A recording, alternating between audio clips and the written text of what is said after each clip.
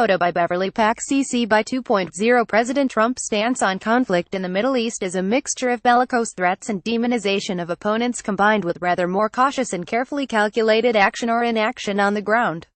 Leaders in Baghdad, Damascus, Riyadh and Tehran face the same problem as those in Tokyo and London, uncertain where the rhetoric ends and the reality begins and unsure if Trump himself distinguishes much between the two. The debate about Trump in the Middle East does differ from that in the rest of the world in one important respect. The need for an answer here is more urgent because of the greater likelihood of a crisis, which Trump might provoke or exacerbate. When he was first elected, the urgency seemed very great, but there has been no major new crisis that put him to the test. For all his denunciations of President Obama for his supposedly feeble defense of American interests, U.S. strategy in Iraq and Syria has remained very much the same. The priority has continued to be the destruction of the caliphate and the elimination of ISIS. The continuity is because the strategy has been successful and surviving ISIS fighters are being hunted down or are taking refuge in hideouts in the deserts of western Iraq and eastern Syria. But victory over ISIS brings with it the prospect of a new U.S. set of priorities in the Middle East, with a more confrontational approach to Iran topping the list. In his Jeremiad against Iran on the 13th of October, Trump justified his refusal to certify the Iran nuclear deal with a goblet of propaganda, one-sided history and straight lies. He proposed a new U.S. policy towards Iran based on a clear assessment of the Iranian dictatorship, its sponsorship of terrorism, and its continuing aggression in the Middle East and all around the world. The speech sounded like the opening volley in a new campaign against Iran, to be fought out on multiple fronts. Some sort of collision between the U.S. and Iran looks possible or even likely, a battle which will probably be carried out by proxies and will not be fought to a finish. This is because Trump's approach to the outside world is a blend of American nationalism and isolationism. The former produces belligerent threats and the latter a wish to avoid getting entangled in any new Middle East war. This could be bad news for the U.S. because, if it cannot use its massive military superiority, it will become bogged down in the sort of part military, part political struggle in which the Iranians are past masters. They have a PhD in this sort of warfare, said an Iraqi friend with long experience of dealing with them. It may not come to that. Such is the intensity of political strife in the U.S. that new foreign policy ventures do not look very feasible. But any sensible leader in the Middle East always looks at the worst-case scenario first. The wars in Syria and Iraq are either coming to an end or their present phase is ending, but in both cases the situation is fragile.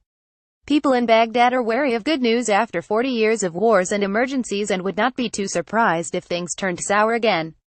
It would be a pity if this happened, because just for once the professional pessimists in Iraq are not having it all their own way. The central government is far stronger than it was 3 years ago when ISIS was rampaging across the country. Its army, with great help from American air power, defeated ISIS in the 9-month siege of Mosul.